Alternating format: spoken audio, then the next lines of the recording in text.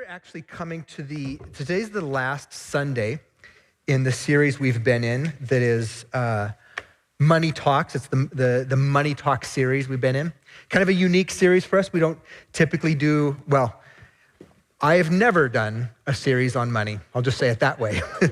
Not only is it not typical, I have never done this, but our commitment from the very beginning of this series was threefold. That one is that this would be a no-shame zone. This was not going to be a heavy-handed series on money. Secondly, that it was going to be helpful, that wherever you are right now, that this would be helpful to your personal finances. And then lastly, that we were going to bring in some specialists, some coaches who this is their vocational life, is helping people, helping Christians specifically, steward their finances and to do better with that and to grow in that. And so today's the final series, and that it's going to be a little bit different. We're going to basically, instead of a theme, it's going to be a Q&A Sunday. So put that up here. We'll put our title slide up here. But it's going to be a Q&A. I'm going to start with a little bit of a message, and then James and Amberlee are going to join us as they've been doing and share with us. Before we do that, I just want to say one last thing. The final part of this, which is probably the part that is going to, I think you're going to experience it as the most helpful part, is that on Saturday, a week from yesterday, we're going to have a workshop in the chapel on Saturday morning from 9 a.m. till 12:30. And James and Amberlee are going to be introducing some tools there for personal finance. So these are things that they do with the clients that they coach. They're going to be giving some of those tools away, specifically to help you as Christians with our finances, right? And so it's not a one-size-fits-all. It is some tools that you can utilize wherever you are right now. And whatever your financial circumstances are right now, these are going to help you to be a better steward as a follower of Jesus.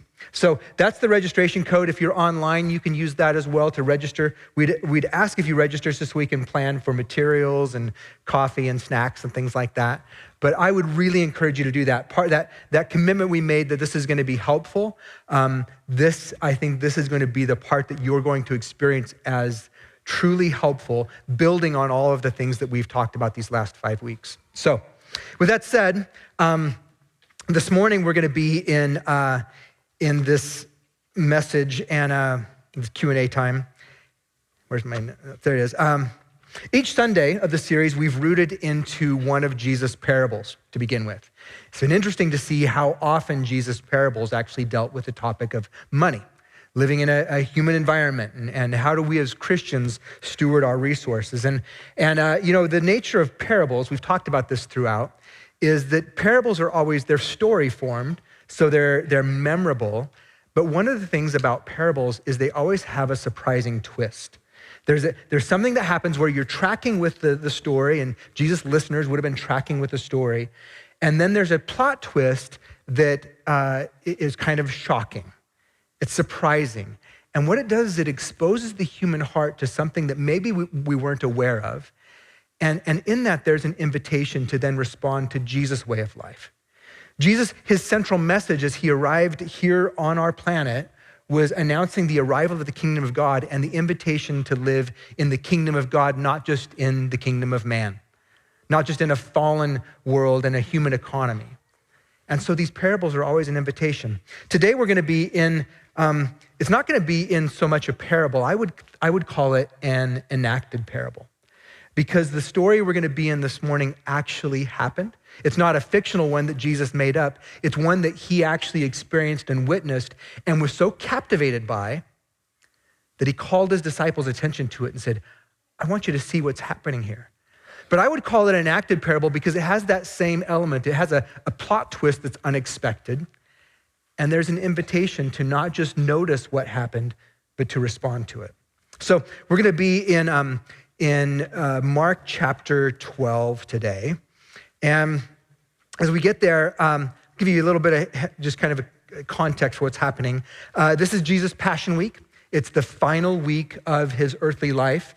As we pick up, it's going to be Tuesday. Here's how the week plays out. On Thursday, Jesus will have the Last Supper with his disciples. Friday, he'll be crucified. Sunday will be the resurrection. We're on Tuesday, and Jesus knows everything that's about to happen. And so that's weighing on him. Additionally, the week has already been filled with conflict. There's been conflict between the religious leaders and Jesus, between the civic leaders and Jesus. And in the midst of that conflict, there's this little kind of like pause it's like a little intermission in which something really beautiful happens that captivates Jesus' heart and attention. And that's what we're going to be looking at today. Mark 12:41. Jesus sat down opposite the treasury, and he watched the people putting money into the offering box. Many rich people put in large sums, okay? Jesus he's sitting back, he's observing this. They had offering poles across the room, right? And he's observing all this, and he noticed that rich people were putting in big offerings. Now, how did he know that? Here's how he knew that. So this is most likely the court of the Gentiles or the court of women, where there was 13 shofar chests is what they were. And so basically these are trumpet-shaped offering boxes that are made out of metal. So when an offering was put into one of the shofar boxes, they were not only visible, they were audible. Because people weren't dropping in checks. They weren't, using Venmo. Right? They were dropping in coins. And so there was a sound. And the larger the coin, the larger the offering, the larger the sound. And so who are these people that are doing this? Well, these are religious pilgrims. Remember, it's Passion Week, which means it's also Passover week. So Jewish people from around the Roman Empire have all come to Israel, maybe for the only time this year, or maybe this is a once-in-a-lifetime trip. And so with them, they've brought their tithes and offerings, and they're bringing this and they're putting it in. Okay? So that's what's happening. Jesus is watching, and then something different happens. Verse 42, a poor widow came. She put in 2 small copper coins, which make a penny. Into the scene of all these wealthy people giving impressive offerings and loud clanging every time an offering was dropped in a box, comes this poor widow, and she drops in these 2 small coins, so insignificant that they can barely be heard. Plink, plink. The coins, they would have been Roman lepta. We have pennies, they had lepta. Lepta were the lightest and the least valuable coin in circulation. They were the equivalent together, 2 lepta made 1/64th of a denarius. Denarius is the currency we're most familiar with in the New Testament. And a denarius was like 1 day's wage. And so this is 1/64th of 1 day's wage. But it makes an impression on Jesus that far outweighs the monetary value. This is what he says, verse 43. He called his disciples to him and he said to them, truly I say to you, this poor widow has put in more than all those who are contributing to the offering box. For they all contributed out of their abundance, but she, out of her poverty, has put in everything she had, all she had to live on. This is God's word. There's our plot twist. Everybody's dropping in different amounts. People can see it. People can hear it. She drops in the tiniest amount in a very humble, hidden way. And Jesus said, that was the biggest offering that happened today. And the reason why is because he's looking at the heart. Jesus, basically, he calls his disciples over. And I think there's probably kind of this hushed reverence as he's like, guys, come here, get over here. Did you see what just happened? See her? See that little lady shuffling away? She just put in 2 lepta, and it was everything she had. Jesus is telling them that in his economy, she's made the most significant offering of all. Because everyone else is giving out of their margins, they're giving out of their excess. Maybe they don't even feel it. Maybe they're giving for false motives. Maybe they're giving to be seen. Maybe they're being very intentional to drop the coins in one at a time. Honestly, in the paragraph right before this, Jesus warned people about doing religious things for human motives, to be seen by others. Literally the paragraph right before this. So it's not a stretch to think that some of these people were doing it to be seen. And she's not doing it to be seen. To quote N.T. Wright, he says, her sacrifice, though small, was total. Her sacrifice, though small, was total. So what Jesus was valuing, and in his economy, it wasn't so much the amount, it was the heart behind it. The other offerings maybe cost relatively little. In fact, may have been done for show, but hers was done for love. to declare her love and her trust in a concrete way. I've spent some time this week just thinking, Jesus, what was it that so captivated you? That with everything going on, the conflict, the pending crucifixion, you were captivated by the beauty of this moment to where you called your disciples and said, note this. And again, this is not just about noting it, it's about responding to it, right? Parables, they're always an invitation to respond. I thought a couple things. One, why was Jesus so captivated by this enacted parable? One, it was an act of love and trust and faith-filled worship. She was a steward of what she had, not an owner. We're going to circle back to that language of steward and owner during our question and answer time. But this was an act of love, of worship. This was somebody saying, I'm all in on you, God. I trust you. I have no one else. I have nothing else. A widow in first century Israel had very little as far as a net. And so she said, I'm all in on you, God. And that's why Jesus was so captivated by it. Secondly, because it was a clear reflection of his own image and nature, she was making the invisible God visible. In a matter of hours, Jesus is going to offer up his life. The offering he's going to bring, it's everything. It's all that he has. It's himself. He's offering it up for others as an act of worship and for the sake of people. That's who Jesus is. That's what he came to show us what the Father's like. He came to show us what our Creator's like. And that's what he's about to do. And he's like, she's doing it. In our language, she's making the invisible God visible by being all in, by giving all that she had, by not withholding herself. It's a beautiful moment. I'm going to invite James and Amberlee to come up. We're going to do some Q&A this morning. I'll share this. Our questions this morning are a combination of questions that you've submitted through the form that we put up each week, questions that we've just been asked interpersonally. People have come up and talked to both James and Amberlee and myself. And then also just a few questions that are helpful topics that we didn't get to address in the series. So it's going to be kind of a mixture of those things. But let me just give you a story to go along with that enacted parable. I think this one's mine. Is this one mine? This one. Yes. I'll take this one. No, that one's mine. I can tell by where the seam is. I'm not kidding. Are you judging me? No, I'm a detail person. Okay. We could tell. So There you go. if I go to a coffee shop, I have to line the logo up with the spout, the drink spout. It's a thing. I'll get healing. So widow's mite. This whole idea of God caring more about our motives than the amount or the appearance. So a few weeks ago, during this series, while I was preparing one week, it was actually a day, there's certain days of the week that I have kind of blocked out to work on message prep. And it was one of those days, and so this is during the parable of the Good Samaritan. It was the week I was going to be teaching the Good Samaritan for my part. And I finally got my email box cleaned up, which is I love it when I have zero email waiting for a response. It doesn't happen very often. And it had been a long time since I got caught up, and I got caught up that week, and I was just feeling sort of the, so I get this email, and it's from the family of a fellow vineyard pastor across the other side of the country. And it's a family who, this pastor's been in health crisis for quite a while now, and they're doing an annual fundraiser for him and for the family. And I participated in this fundraiser in the past, so I get the email.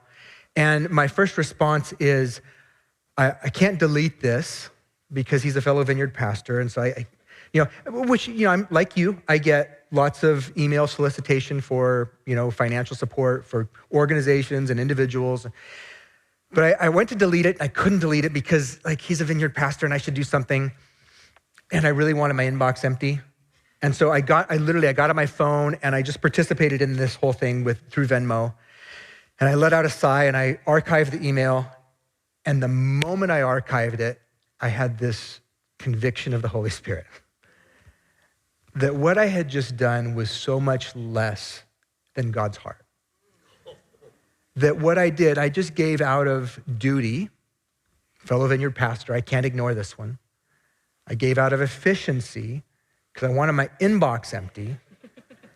And what I didn't do is I never stopped to experience compassion. I never stopped to experience compassion. And I'm reading the story, I'm preaching the message about the religious leaders who ignored the guy who was on the side of the road, who was dying, left for dead, and the religious leaders go around him out of efficiency, and because no one's watching, and it's the Samaritan who comes along who helps him out of compassion. And I just felt this conviction, and I just felt an invitation from the Lord to pause and respond to that. To repent and say, oh God, I don't want to give just out of obligation or duty or for efficiency, but Lord, out of compassion. And so I stopped and prayed for the family. I stopped to experience what they must be going through in a chronic health crisis that's shortening his life. And just to think about and so to pray for that family. And I share that with you because I think we can give to causes, to the church, to charitable causes, and never actually captivate God's heart. And Jesus was captivated in this moment by this woman wasn't the amount, it was her motives. It was the trust, it was the love that she was extending towards God. And so I just share that to say, as we anchor into this story, as we go through the questions today, think about that. Think about what are our motives, and don't miss the opportunity in your finances to bring it into a place of prayer. That's an opportunity we as Christians have, is to pray about our finances. So we're gonna jump to question number 2. If we can put question 2 up. Question number 1 I'm gonna talk about for a bit. So let's go to question 2 so you guys can share. So James and Amberlee, how do you balance contentment with wisdom, good stewardship, and hard work? So the world really throws at us to be in this hustle culture, to be consumers, and really individualism, and really just focusing on ourselves and keeping up with the Joneses. But if we are Jesus followers, the world should not be the lens that we live life through. It should be through what God says and his word. And when I look at Jesus, I can't think of him ever hustling. I can't think of him being a consumer or even an individualism, like focusing on being an individual. He brought in disciples. He didn't need to do that, but he did. He was not trying to keep up with the Joneses. He was very different than what we would expect. And if we want to be followers of Jesus, we should be reflecting him more than what the world's telling us to. Yeah, I would have to go back. When I grew up, both of my parents were incredibly hard workers, which is a good thing. And I learned an incredible work ethic, and I thought hard work is the best. Like, if you have hard work, you don't need anything else. But what I found is, along with hard work came no rest. And we are commanded to rest. In the commandments, the take a Sabbath is, I believe it's the longest, most descriptive commandment. And so there's this balance between contentment, but also hard work. Because you can get to the place where you're like, oh, I'm so content with my life, that you can become complacent and lazy. And I don't feel like we can wrap up in 30 seconds what that looks like, where that fine line is, but I do believe that practicing the Sabbath is one of the best workaholic preventions. Yeah. And so if you start taking a Sabbath, if you're not taking a Sabbath, it is a command. It's not a command that is one that's out of obligation. It's a gift that God's given to us. And once we started practicing a Sabbath, and we talked about the Sabbath in one of the previous messages, it started stripping away this need for work at all times. We are not built and made to work all the time. There's a point where we need to rest. And I think adding a Sabbath to your daily or your weekly rhythm is gonna help you with that fine line between contentment and complacency or laziness. In Proverbs 14:23, it says, all hard work brings a profit, but mere talk leads only to poverty. And I think understanding there's a time for hard work and there's a time for rest. And I think that really would help bridge the gap there. And the Bible talks a lot about contentment, and we talked a lot about it in our last week. But 1 Timothy 6:6 has a lot of really great information in it. And so I'm going to share this starting here. But godliness with contentment is great gain. For we brought nothing into the world, and we can take nothing out of it. But if we have food and clothing, we will be content with that. Those who want to get rich fall into temptation and a trap, and into many foolish and harmful desires that plunge people into ruin and destruction. For the love of money is a root of all kinds of evil. Some people eager for money have wandered far from the faith and pierced themselves with many griefs. So in verse 10, we hear this a lot about money being the root of all evil, but it's really the love of money. It's, again, a heart issue. That's right. And so it's important to pay attention to our heart when it comes to money. Money doesn't have, it's a tool. It's something that can be used for good, and it can also be used for stuff that is really evil. And so it's really based on the motivation that we have when it comes to money. And money is an amplifier. I view this even just like getting married. You start to notice more about yourself when you have someone who's right there. And when you have kids, it also amplifies what is actually inside of you. Just like money, the more that you have of money, the more it shows what your character is like. And so you can be a really miserly poor person, and you can be a really miserly rich person. Yeah. You can also be a very generous poor person, like the widow in this in the passage. And you could also be a very generous rich person. And it really is dependent on your mentality and how you interact with money in your heart. I'm curious. So I hear you talking about the tension of holding those things in tension of both hard work and trust and contentment. And you mentioned that Sabbath impacted you not just in terms of your family rhythms of rest, but impacted you financially. Can you just unpack that briefly? Like, how did it relate to your finances? Well, first of all, me being a workaholic, I found even Saturdays I was going out and I was working in the office. Any free time I found me just going and doing. In terms of affecting our finances, we'll talk about this a little bit later. But if you look at, we kind of do a traditional like Friday night to Saturday night Sabbath. That's the way that we've decided to do that. And if you look at most of your bank statements, if you were to organize it by day of week that you spend money, I would venture to guess that Saturday is probably the one that you spend the most money. And imagine, and we'll talk, like I said, about this a little bit, but if you practiced a Sabbath and you rested and you just enjoyed life in the presence of your family, imagine how much more margin you would have in your finances if you didn't use up that free time to go and consume and spend. That's helpful. Yeah. Okay. Let's go back to question 1 briefly.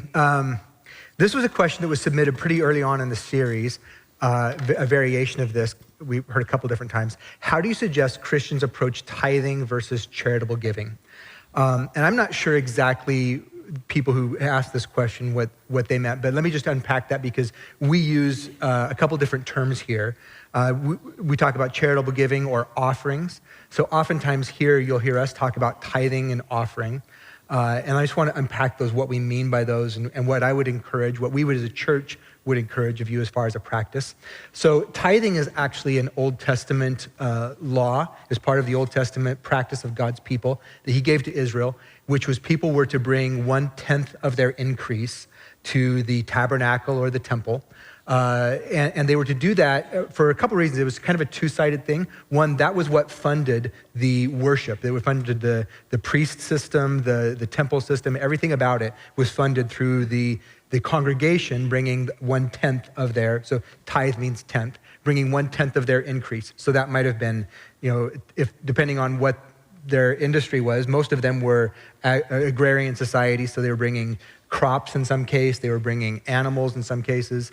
But so that was how it funded the church for our terminology. But it was also important for them as far as remembering that they had a God who was a provider. So it was what provided for the ministry, and it was what also kept their hearts in a regular rhythm of their lives, connected to the fact that they had a creator who was their provider, right? So they did that as a regular rhythm. So offerings, then people could also bring offerings that were free will. They could bring peace offerings, thankful offerings. There's different things that people could do that were just open-hearted. They weren't commanded. They were just an opportunity for people to say, God, I'm so grateful for you, and I want to bring this, right? So in the same way, in the New Testament church, and specifically here at Vineyard Boys, I'll just talk about our practice. We have both. We talk about tithes and offerings. We say, if you've brought your tithes or offerings this morning, want to bring that, here's how to do that. We talk about the logistics of that. But we mean a couple things. By tithing, what we typically mean is a regular percentage of your income that you give in a regular way to fund the ministry of the church. It's not designated to a specific ministry or a specific project. It's us coming together as a church to provide for us to continue to do ministry. That largely speaking, that's how we fund the church. But it also has that part for you. It's a two-sided thing. It's a chance for you to stop and say, God, regardless of who writes my paycheck or who signs, whoever, my ultimate provider is you. And so in many cases, people actually tithe 1/10 of their income. Some people tithe different percentages or different amounts. But what we would say from a New Testament perspective, we don't see New Testament a mandate that everybody has to tithe. We see actually a different conversation, a shift from ownership to stewardship that happens, we see in the New Testament church. So we'll talk about that in a moment. But I do think as a guideline, having a fixed percentage that you give as a regular way is really helpful on both fronts. One, so that the church has regular income, but also so that you have that regular opportunity to stop and recognize where your ultimate source comes from. And so in Andrea's and my life, I'm very grateful. My parents taught me to tithe at a very young age. So when I was making $3.35 an hour at Marie Callender's, they taught me to tithe $8, a month. And but as my income grew, I just kept that same percentage. So that as my income grew, I had that practice. And it wasn't actually until I was actually in ministry that I actually began praying about it and experiencing the opportunity to not just do that as a good practice, but to do that as a heart-shaping place and say, God, would you shape me? And to take that time to pray for the church, for the congregation, to pray for our personal finances. And so that's our practice. We give 10%. We would talk about offerings or charitable giving outside of that. And so sometimes that's here in the church. Sometimes we do a special project and we take up an offering that's in addition to just the normal giving. Or there's also, giving to other wonderful charitable causes. And maybe that's supporting a child in compassion or one of those type of things. And so what we've found is that we do both, and we actually take the time to pray at both of those. And that's a place where God not only meets needs through us, but also changes our hearts so that we're less attached and less living in fear and more living in trust. So. Yeah, and for me, generosity has always been a challenge. I did not start tithing early on in my life, and I feel like that would have been a lot. I wish I did that, but I didn't. And for me, one of the things that has helped me is when I feel like I want to hold on to the money that I have, I recognize that this is an opportunity for me to be generous, because that is how I stop using money as a security blanket for me personally. But for us, one of the things that has helped us on a practical level outside of tithes and offerings is having a generosity fund that we fund monthly. And we use that money for anything that comes up, like if we want to pay for someone's lunch, or if we want to buy Girl Scout cookies or whatever. Like, I don't know. We haven't done that, but as an example. But some kind of like charity that comes along in the way, like it has helped us to have money set aside for those things, and then it just rolls over month to month so that when we see that there is a need, we can fulfill it. That's awesome. Let's go to question number 4.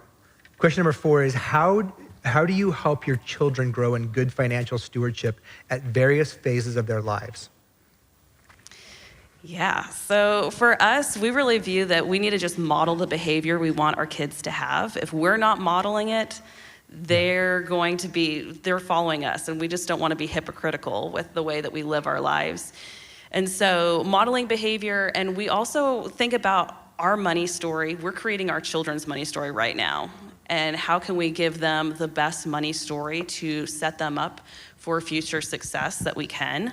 And something to think about on that is, what if instead of just thinking and focusing on how you can help your child have a better money story, what can you do with your child to help their children have a better money story? Yeah. And bringing it one generation further. I think that really changes the way that you start thinking about it.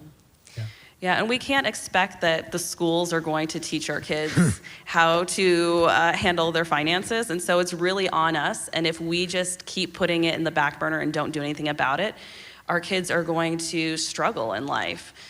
And Proverbs 22 verses 5-7 says, "Thorns and snares are in the way of the crooked. Whoever guards his soul will keep far from them.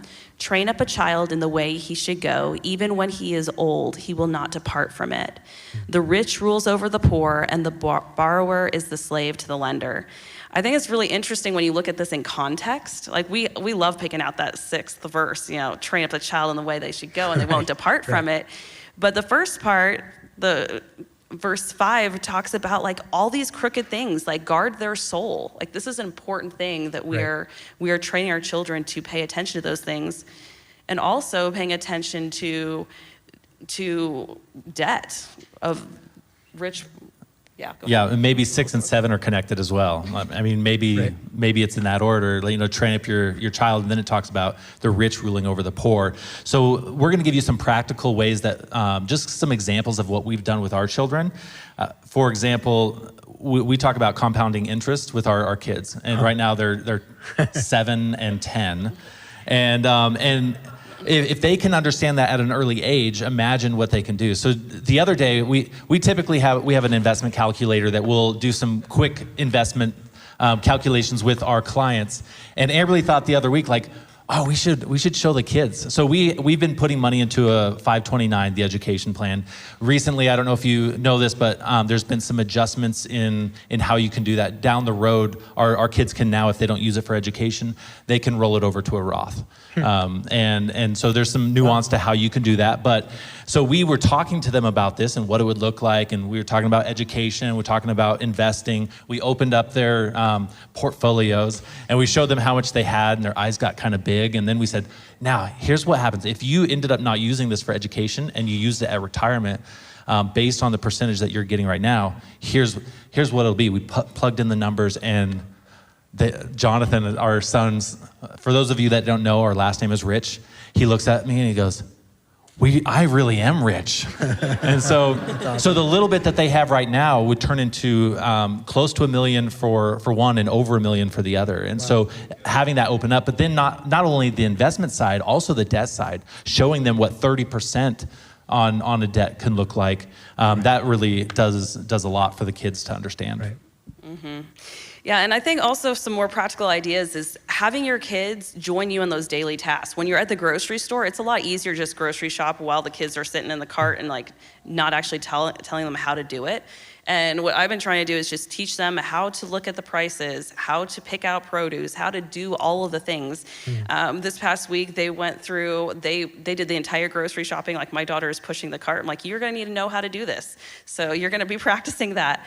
And they did the self-checkout, and they ended up bagging everything up and paying for it. I mean, they used our money, but like practice like using a debit card and putting it through, and just having your kids do the task. Like I think a lot of times we think that they're just too young to know how to do those kind of things, but all those little things are going to be benefiting them in their future.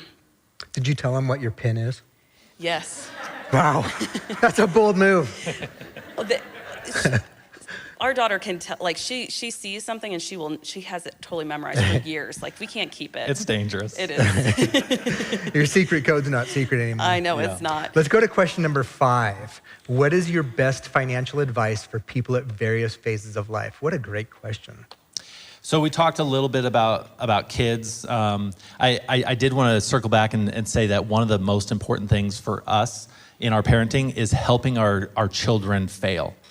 So if they can fail when they're under our roof, under the safety of our umbrella, they can learn how to succeed. And so I was having a conversation earlier today, and we were talking about how we've made mistakes in our finances.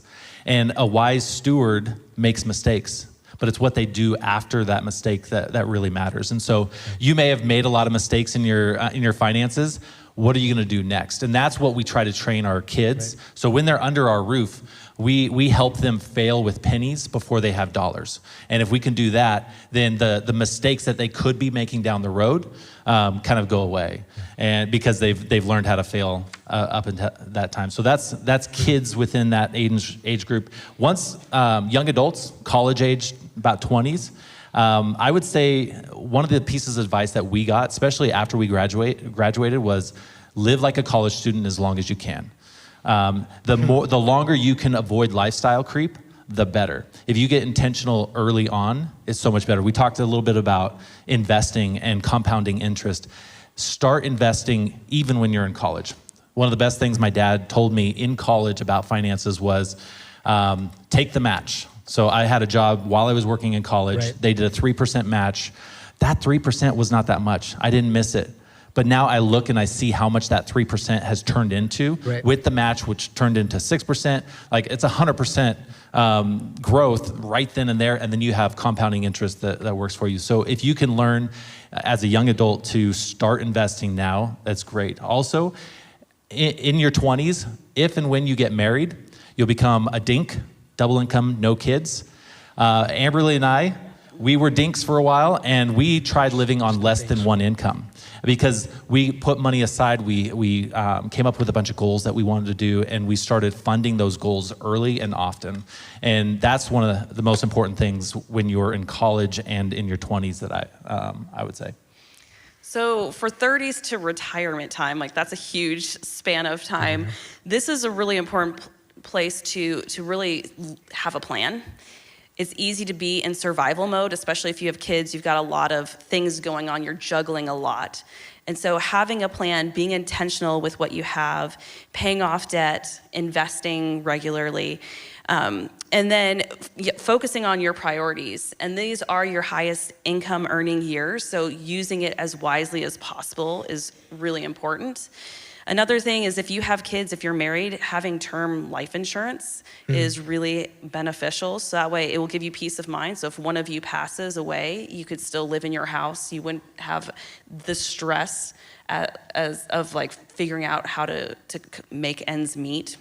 Do you have a recommended website for I know term life, you can kind of shop it around and get a broker that gives you a bid. Do you have one that you'd recommend? No, not typically. We have people just go look at some different options with a brokerage because then they can. But shopping is important. Yeah. Yes. Yeah. In terms of retirement, obviously we got a ways before we're there, but we've worked with a lot of our clients that are in retirement. The biggest thing we have for you guys is it's not too late to get intentional. You may feel like you've missed the boat. You haven't. You can still be intentional with your finances. There's things like the Roth catch-up contributions. You can put an extra $1,000 into that over at the age of 50. We recommend towards retirement, best you can, be debt-free, pay off your mortgage. These are guidelines, not rules. We also say that when you're in your retirement, dream. We talked about dreams before. The dreams don't have to end when you retire. That's right. Figure out what you want your retirement to look like. Put the things into place that will get you that. And then organize end-of-life documents, which kind of ties into our next question. I'm going to jump to, we'll go to question 6. Do you have suggestions for helping think through end-of-life type decisions? Finishing well, wills, trusts, power of attorney, things like that. Yeah, I think it's important to know the difference between a trust versus a will.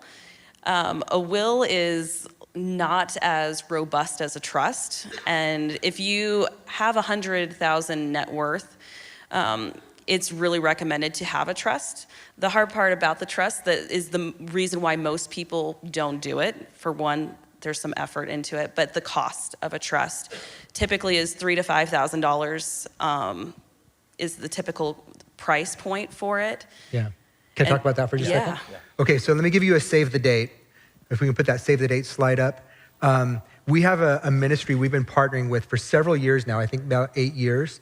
And so this is actually, it's called Financial Planning Ministry, and they're in partnership with Mission Aviation Fellowship. They come annually and offer a service where they give an overview of these same things. They go into detail about difference of will versus trust and things like that. And if you choose to set up a trust, they will walk you through that and do that with you and for you for free. So it's an amazing gift. And they also deal with end-of-life type documents, thinking about like, health directives, where do your kids go if your kids are if you're minors, all that type of stuff. Andrea and I did that the second year that they were here, so this was probably 7 years ago. It was so helpful for us. Now it's time for us to review it and update it because some of the dynamics have changed. But it was such a gift to us to have the peace of mind that everything was into a trust. So save the date for that. They are coming Sunday, September 15th. That'll be after church. It'll just be a after church workshop, and that's all completely free. It's an amazing gift. Yeah, you save thousands of dollars on the front end, but you can also save thousands of dollars on the back end by preventing your estate from going into probate. Yeah. Probate could be very costly and take a lot of time, and so you can save a lot of money by going to that workshop. I highly recommend it. Amberlee and I both did that same thing. Mm-hmm. Do you want to say anything else on that one? One other thing I would say is there's I think it's 5wishes.org. Mm-hmm. This is a really good website. We used it when my mom was passing. What we went through, it's an advanced care planning program. And so I took my dad and my mom through that and had them fill it out. It's questions like, if you, are you end of life, you can't communicate, what are the things that you want done? And that gave us so much peace of mind knowing that we're doing for my mom exactly what she wants when she can't communicate for herself. And so if you have kids, if you have somebody that's going to take care of you in your old age when you can't take care of yourself,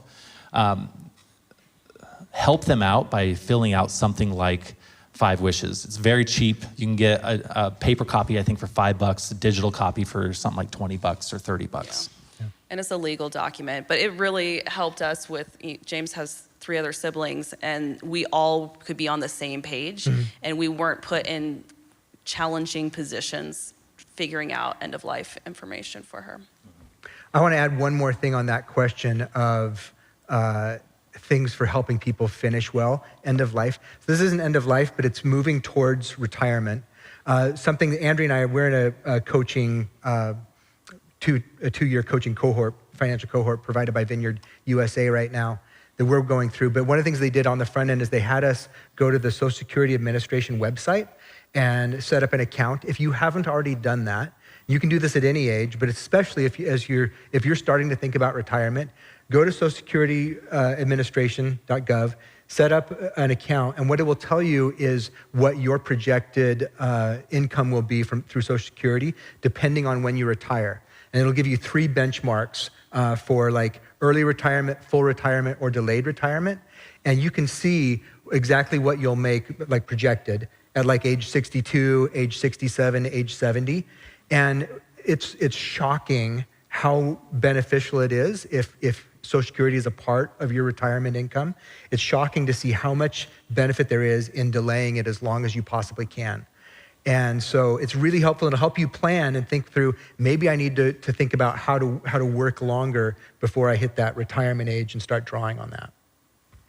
I want to go back to question, we're running out of time here, so I'll say this. Our final question is going to be, what can you expect from the Financial Peace Workshop? There's so much more that James and Amberlee have to offer us. Really encourage you to come next Saturday, or this coming Saturday for that workshop. But I want to go back to this question number 3, how can I shift my thinking from ownership to stewardship?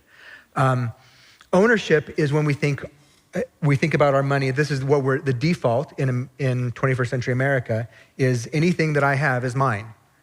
And a Christian worldview is I'm a steward of everything I have. My life, my talents, my time, my finances, right? Everything. It's so hard to live from there because the culture is constantly pulling us back into ownership. So I want to offer two things to help us as Christians grow in thinking as stewards, not as owners. The first is, we talked about tithing. We're not heavy-handed with tithing here at the Vineyard, but we do believe a practice of giving regularly and giving in a way that costs, that you actually feel it, not just the excess that's in your pocket on a Sunday if you happen to be here, but actually like giving a regular amount that you feel. And tithing has that effect. And that's an opportunity to stop and pray and say, God, thank you for your provision in my life. I could do something else with this, and I'm choosing to trust you and worship you through my giving, and giving to something that's a kingdom extending, organization, whether that's a church or your local church or a charitable organization. But so that's a chance to stop and pray about that. The other thing and this is a new development for me that just happened during this series, is I realized that I do pray for a long time now. I've prayed about my charitable giving and my tithing. I have never prayed about my bills. And I realized that if I stop to pray about my bills, there's an opportunity there for that exercise to be a heart-shaping thing for me as well, and to live more as a steward and less as an owner. And so to stop and pray and about my electricity bill that I don't really love paying, but to stop and pray and thank God that I can pay it, and also that I have electricity, that I have air conditioning and hot water and heat, and to think about the people in our world who don't, the vast majority of our world who don't have the same things that we have, and to pray for a heart of compassion for them, and to pray for their provision.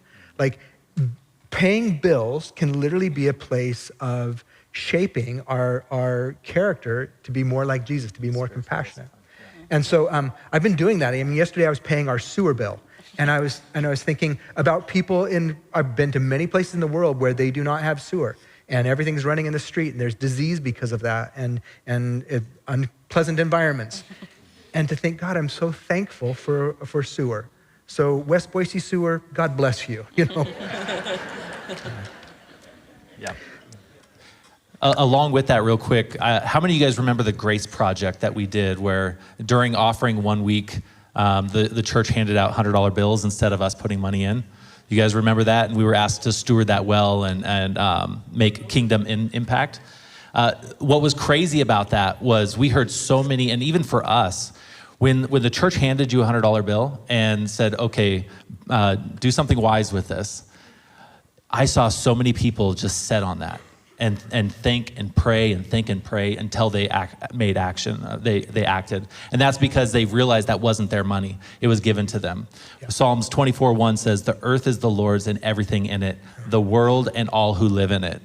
Everything we have is God's. Mm-hmm. What if we had that same intention, that same thought process, the same prayer about the paychecks, the money coming in? Could you imagine what would be different? From that thing, from the Grace Project, I heard about new ministries being birthed. I heard about new businesses starting, all because of an intentional act with $100. Yeah, and that's awesome. The thing is all of our $100 bills, our entire paycheck is just like that $100. Yeah, if you want to trust God with your finances, which I really think, I brought this up, I find it funny that the thing that we have the hardest time trusting God with, our finances, it's printed on there, in God we trust. Like, once we make the shift from ownership to stewardship, that's when we have a much easier time trusting God with his own resources. Yeah, and if you take the piece of paper you have that you got at the door, I have the Good Steward prayer. This is a prayer I wrote to help me every morning. I pray it in my head, and I have it printed off, and I just go through it, and I use it to reorient my life and my mind, because it's so easy to get back to feeling like I'm the owner of everything that I have, and it's just not true. And so I would recommend for you all as homework this week to go and pray this in the morning, and doing it first thing. So I kneel down, it sounds kind of crazy, next to my bed every morning as a physical sign of praying on my knees. And I pray this prayer. And I would recommend that you all try something like this. You can write your own prayer if you'd like, but having something to reorient your mind every morning is really beneficial. We're, Alicia, if we could go to the last, actually the sign up QR code. We'll put the sign up. We had more content we were prepared to cover today, one of which is this question, and I'm just going to tease it out right now, but we're not going to answer it. How can I find more margins within my current income? And James and Amberlee have some very practical ideas that right where you are right now, to be able to say there are margins. It may feel like I'm stuck, but there are margins that you have, that I have, that they're going to help with. But we're going to answer that question Saturday morning. And so we're going to put up the registration one last time and encourage you to sign up for that workshop, and we'll address any other questions then. Can we do that? Yeah. Okay. Can we thank James and Amberlee?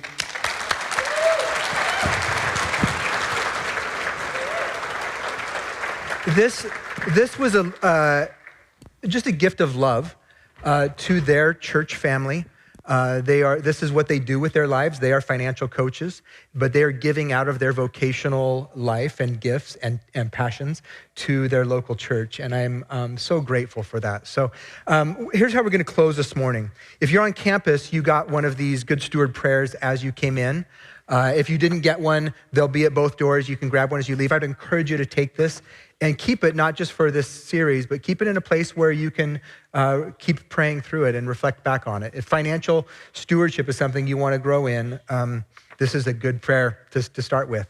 So here's what we're going to do. I'm going to ask you, if you're on campus, to stand. And I just want to close in prayer. And I'm going to actually pray this over us. But I want to give you one invitation. And it's this. This is not a small thing. When we start talking about money, money is an incredibly powerful thing. And it's neutral.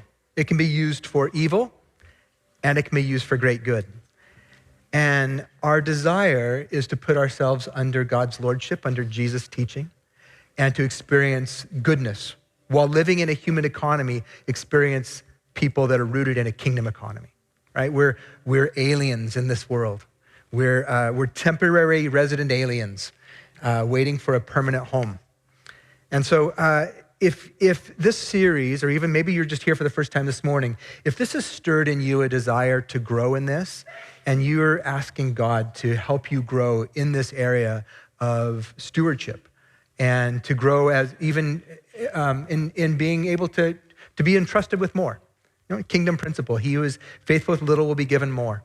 And so to be entrusted with more, if you're stirred to change and want to ask God to bring that change in you, I'm just going to ask you to raise your hand right where you are, just as a way of saying, God, I want to vote with my life. I'm asking you to do this.